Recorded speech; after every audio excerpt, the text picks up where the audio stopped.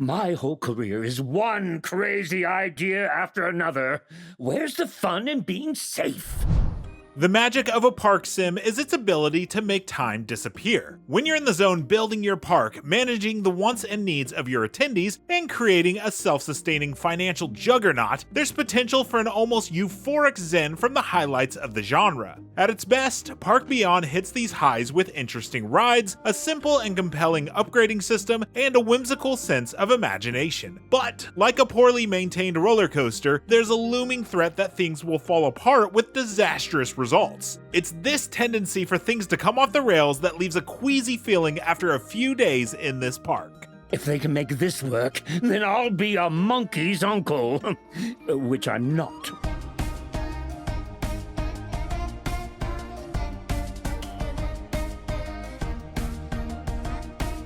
A game like this lives and dies by its building mechanics, and Park Beyond is pretty solid in that regard. Crafting a thriving and growing park from scratch is a lot of fun. Building paths, flat rides, roller coasters, and shops is easy, thanks in part to a simple interface and controls that are straightforward when it comes to the simple stuff.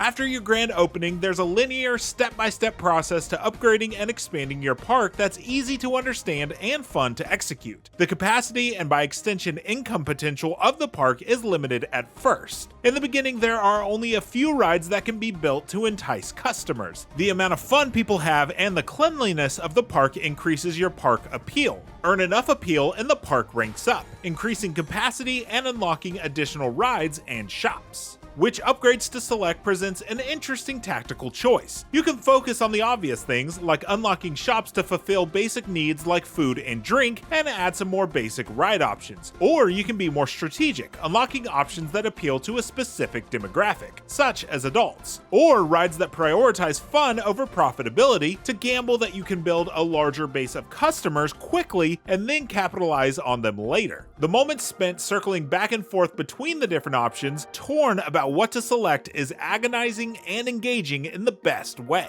The key differentiator between Park Beyond and other park sims is its fantasy concept of impossification.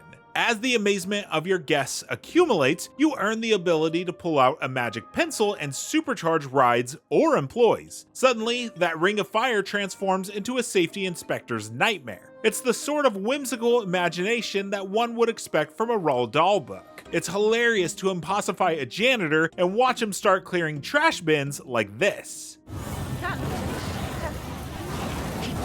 Rides can even become impossified twice to become impossibler. Each upgrade increases potential fun, amazement, and profit, but it also adds to the upkeep costs. And that's unfortunately one of the many areas where poor economic tuning becomes an issue for Park Beyond. Some rides become devastating financial drains after the upgrades, which turns the promise of a park filled with joyfully ludicrous machinery into a trap leading to financial ruin. Often, the best long-term strategy is to play it safe with conventional rides, reducing these fantastical parks to something more run-of-the-mill.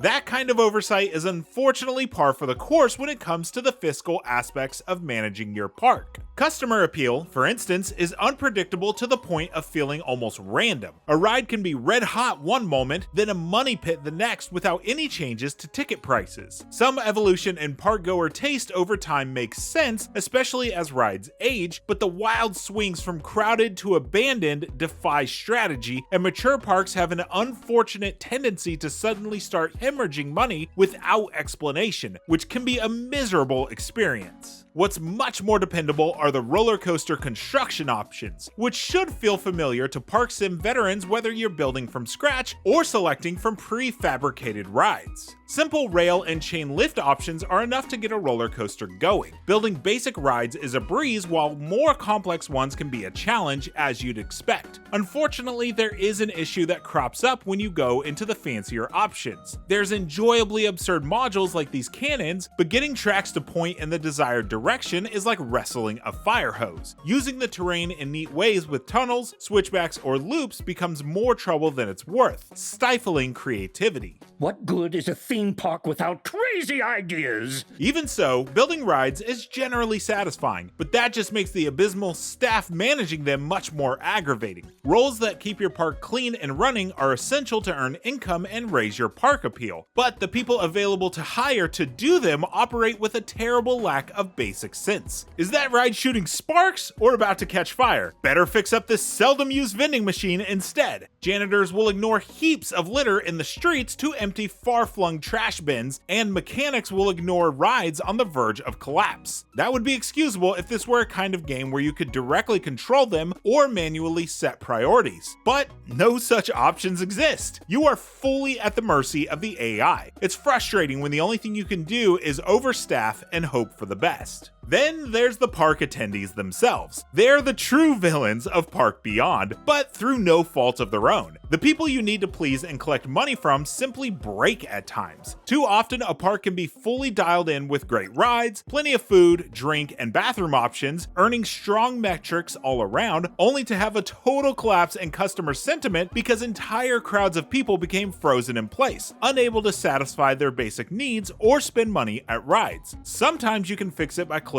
and reopening a ride, other times you have to delete chunks of the park, or in some cases restart missions entirely. Checking every inch of the park for glitched attractions or customers every few minutes becomes a tedious necessity to keep things operating. The bugginess unfortunately doesn't stop there. Parks can have cleanliness scores ruined by invisible garbage. Sidewalks will disappear below ground, and entire shops become groups of disassociated parts. Some of these things are annoying, like employees getting stuck in the staff lounge until you delete it, and others are soul-crushing, like hard crashes that undo untold amounts of focused park construction. It's aggravating, and any large park feels like a ticking time bomb, ready to rob hours of work seemingly at random. Reverting to a manual or autosave is an option, but often introduces new bugs, such as inexplicably crashing balance sheets that had been healthy on the previous run-through.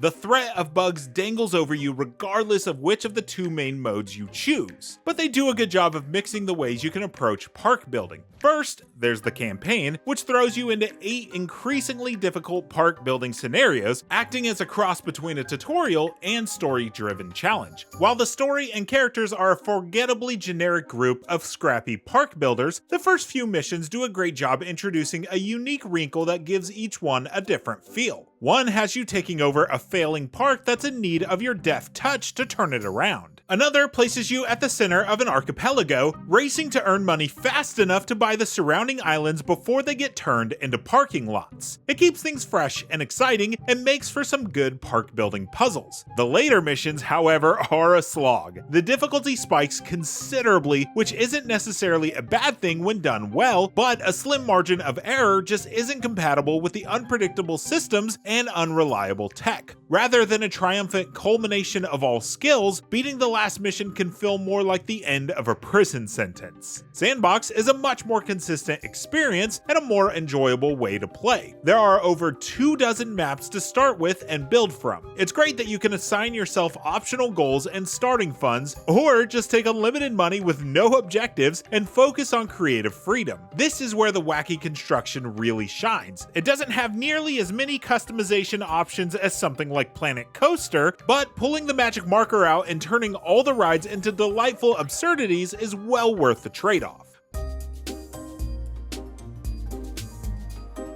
Park Beyond does a great job tapping into the childhood whimsy that theme parks can elicit. There's a great sense of wonder to be had by impossifying rides, and the simple interface makes it easy to do. Incrementally unlocking new rides and increasing park capacity is rewarding, and creating something utterly ludicrous can be a blast. But that joy dissipates quickly when parks become unmanageable, attendees get stuck, staff ignores pressing needs, and financial ruin springs seemingly out of nowhere, while bugs and crashes make a late campaign difficulty spike a miserable slog. Like riding an unfinished roller coaster, there's fun to be had until the eventual crash, but it feels like this park just isn't ready to be opened.